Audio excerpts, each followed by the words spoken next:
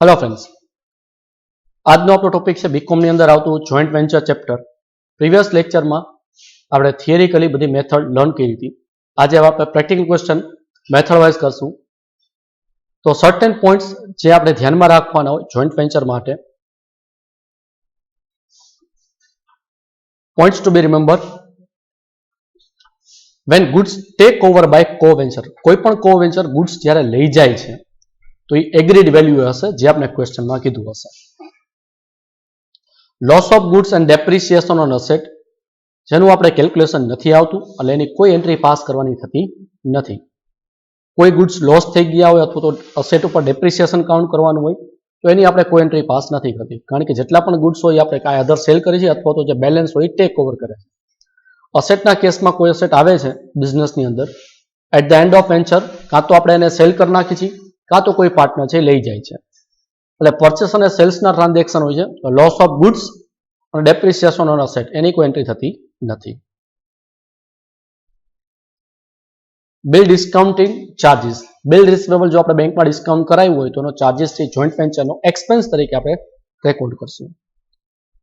In અંડરરાઇટિંગ મતલબ કે કોઈ કંપનીનું આપણે કામ રાખ્યું હોય શેર્સ અંડરરાઇટરનું કે ડિબેન્ચર અંડરરાઇટરનું, તો એ કેસમાં shares or debenture take over by coventure, તો એ જે એગ્રીડ પ્રાઇસ હોય એ એગ્રીડ પ્રાઇસથી આપણે રેકગ્નાઇઝ કરવાનું હોય.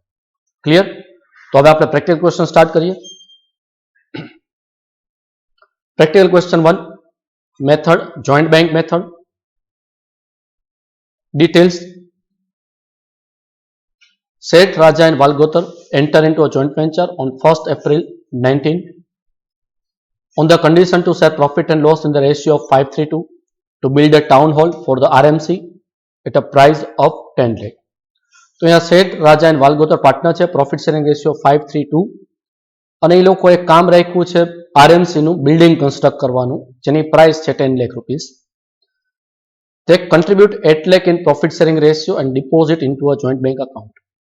ત્રણેય લોકોએ ભેગા મળી અને 8 લાખ રૂપિયા બિઝનેસમાં કન્ટ્રીબ્યુટ કર્યા છે, જે લોકો પ્રોફિટ શેરિંગ રેશિયોમાં એટલે કે 5:3:2 ના પ્રપોર્શનમાં લાવી અને બેંકમાં ડિપોઝિટ કરશે. તે pad a deposit at 2% on tender price, મતલબ કે અહીંયા જે કોન્ટ્રાક્ટ પ્રાઇસ છે 10 લાખના 2% એ લોકો ગવર્મેન્ટમાં ડિપોઝિટ કરાવે છે. Details regarding expense are as follows: material, subcontract, wages, plant and machinery. આ બધું છે આપણે જોઈન્ટ બેંકમાંથી પેમેન્ટ કર્યું હોય. Seth paid 20,000 for architect fees. Raja brought material value 30,000 from his personal stock. Valgotar brought his personal truck of the value 40,000 into a business on 1st July 19. સો અહીંયા set છે એ આર્કિટેક્ટને fees pay કરે છે, રાજા છે એ material broad કરે છે, વાલગોતર છે એ 40,000 નો ટ્રક જોઈન્ટ વેન્ચર બિઝનેસમાં લાવે છે. Construction was completed on 31st March. 31st માર્ચના કન્સ્ટ્રક્શન કમ્પ્લીટ થઈ જાય છે. Valgotar took over the surplus material of 15,000. Valgotar છે એ મટીરિયલ 15,000 નું ટેક ઓવર કરે છે. Material and machinery and truck subject to depreciation 20%. Depreciation joint વેન્ચરની અંદર ડેપ્રિસિએશનની કોઈ એન્ટ્રી થતી નથી, એટલે આ ડિટેલ્સ આપી છે પણ આપણા માટે કોઈ કામની નથી. Machinery and truck taken over by Seth at 35,000 and by Raja at 30,000 respectively. So machinery છે એ સેટ ટેક ઓવર કરે છે 35,000માં અને ટ્રક છે એ રાજા લઈ જાય છે 30,000માં. A check of 8,50,000 and municipal bond of value 1,50,000 were received towards the contract price. જે આપણી 10 લાખ કોન્ટ્રાક્ટ પ્રાઇસ હતી હોલ બનાવવાની, એમાંથી આપણે 8,50,000 8,50,000 નો ચેક મળ્યો છે અને 1,50,000 ના આરએમસી આપણે બોન્ડ આપ્યા છે. Half the amount of deposit was deducted as a penalty for late completion and remaining amount was returned. આપણે જે 2% કોન્ટ્રાક્ટ પ્રાઇસના ડિપોઝિટ કરાવ્યા હતા એમાંથી આરએમસીએ હાફ અમાઉન્ટ છે એ પેનલ્ટી તરીકે ડિડક્ટ કરી અને સેકન્ડ હાફ છે આપણે રિટર્ન કરી છે, જે આપણા બેંક અકાઉન્ટમાં આવી છે. Market value of bond was 120. Market price 1,20,000 છે અને it was taken over by all partner equally. Bond છે જેની માર્કેટ પ્રાઇસ 120 છે અને એ ત્રણેય પાર્ટનર ઇક્વલ રેશિયોમાં ટેક ઓવર કરે છે. Requirement prepare joint venture account, joint bank account and capital account of partner. તો ફર્સ્ટ આપણે જોઈન્ટ વેન્ચર અકાઉન્ટ ડ્રો કરી નાખીએ.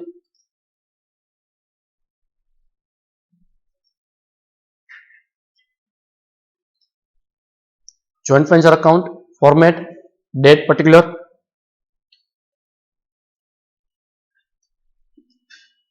Amount, joint venture. પછી આપણે કયા અકાઉન્ટ બનાવવાના હતા? જોઈન્ટ બેંક અને કેપિટલ.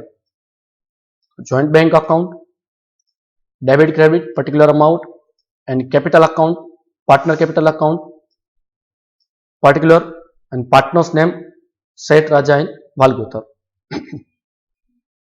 હવે આપણે ક્વેશ્ચનમાં one by one transaction check કરીએ. સો ફર્સ્ટ ટ્રાન્ઝેક્શન છે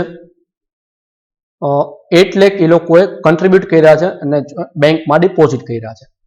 મતલબ કે અહીંયા બેંકમાં અમાઉન્ટ રિસીવ થાય છે એટલે આપણી એન્ટ્રી પાસ થવી જોઈએ. Joint bank account debit two શેઠ ટુ રાજા ટુ વાલગોતર. મતલબ કે આપણે જોઈન્ટ બેંકમાં ડેબિટ સાઇડ પોસ્ટ કરવાનું થાય તો જોઈન્ટ બેંક અકાઉન્ટમાં debit side to Sheth 4 lakh, to Raja 2,40,000, to Valgotar 1,60,000.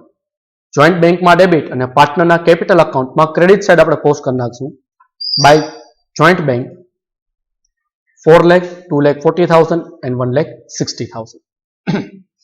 Next transaction જોઈએ તો નેક્સ્ટ છે આપણે they paid deposit 2% of tender price. આપણે ટેન્ડર પ્રાઇસ એટલે કે 10 લાખના 2% ડિપોઝિટ આપ્યા છે જેની એન્ટ્રી થવી જોઈએ. ડિપોઝિટ આપણી અસેટ છે. So deposit account debit to joint bank. તો ડિપોઝિટ ડેબિટ થશે અને જોઈન્ટ બેંકમાં ક્રેડિટ થશે.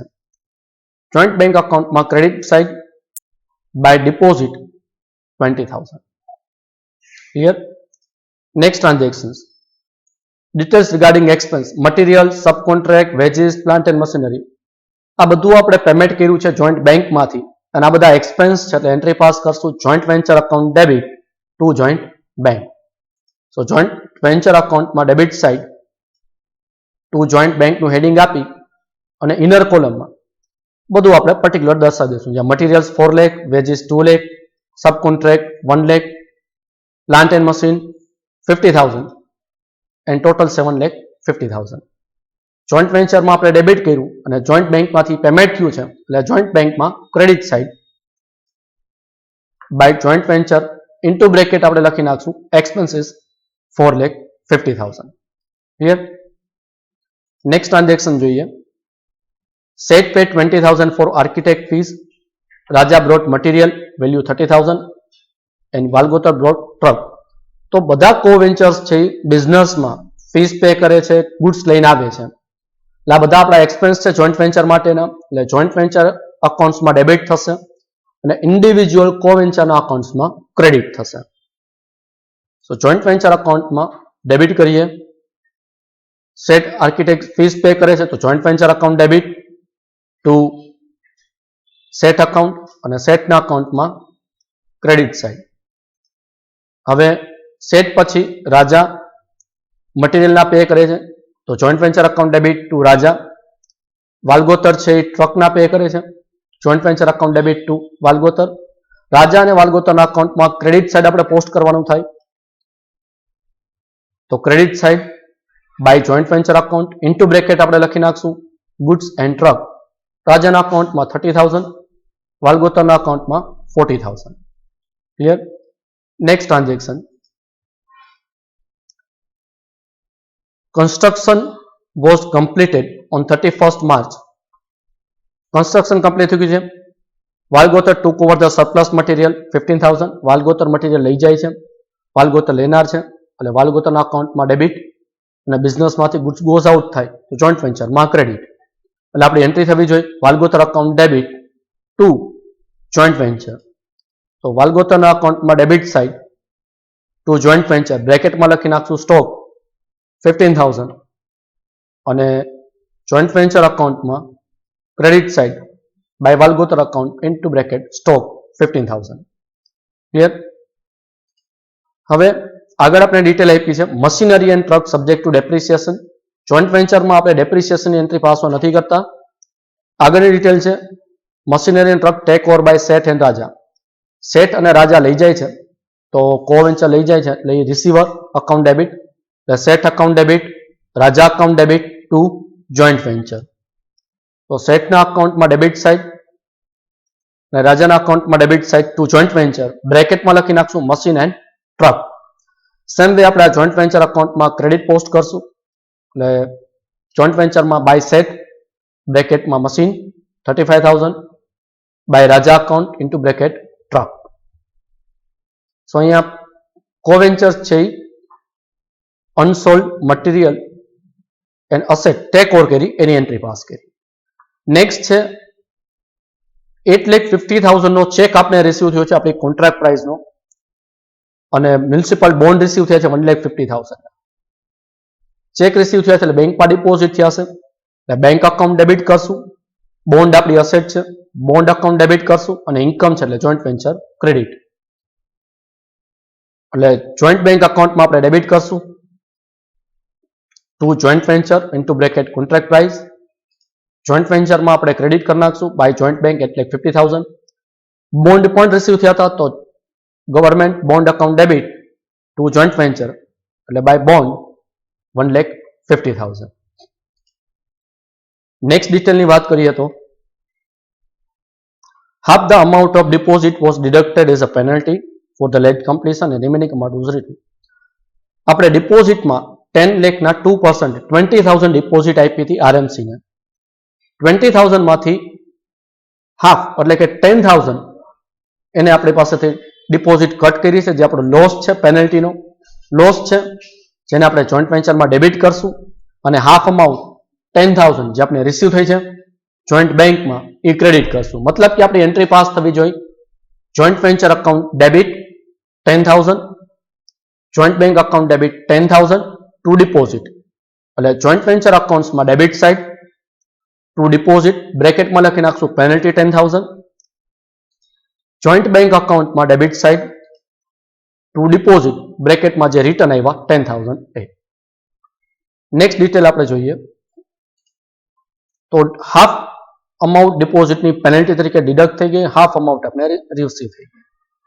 હવે આપણે કીધું છે કે ભાઈ બોન્ડની વેલ્યુ 120 છે જે બધા પાર્ટનર ટેક ઓવર કરે છે ઇક્વલ રેશિયોમાં.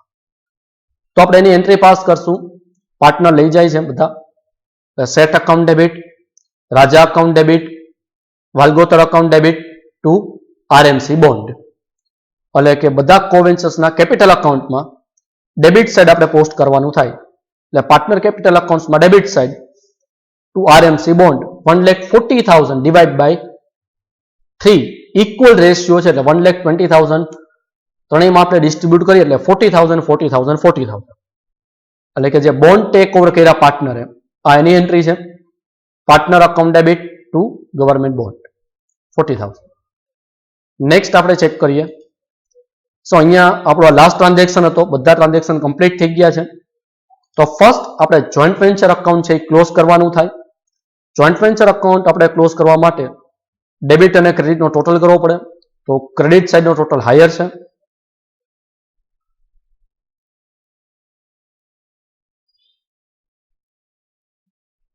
ગવર્મેન્ટના જે 150 ના આપણા જે બોન્ડ હતા એ 150 માંથી 120 માં પાર્ટનરે ટેક ઓવર કર્યા તો 30,000 નો જે લોસ આવે એ લોસ આપણે રેકોર્ડ કરવો પડે એટલે joint venture debit to bond 30,000.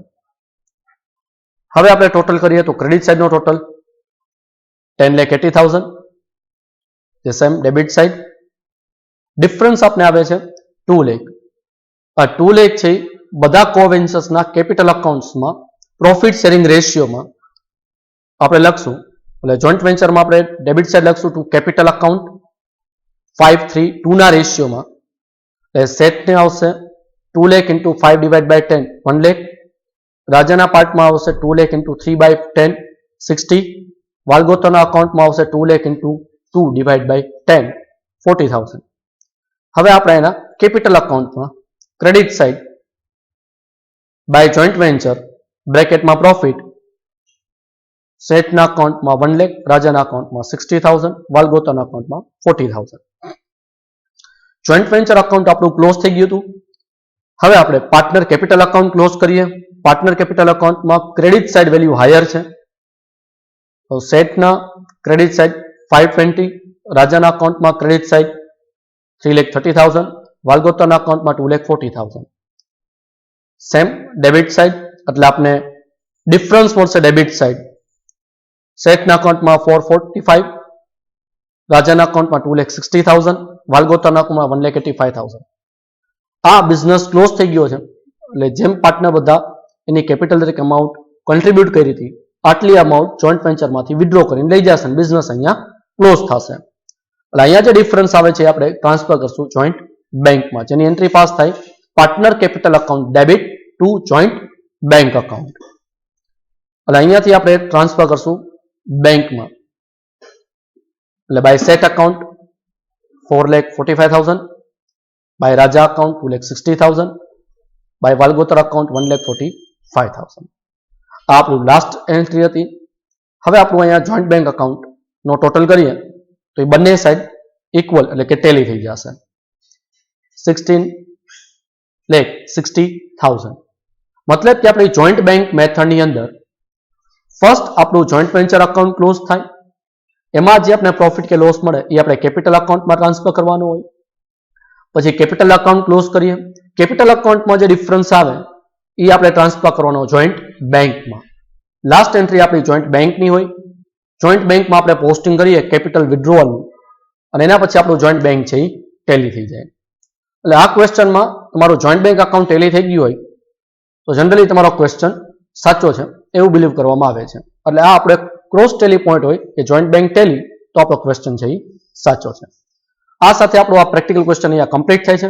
Next લેક્ચરમાં આપણે નેક્સ્ટ મેથડનો પ્રેક્ટિકલ ક્વેશ્ચન કરશું. Thank you.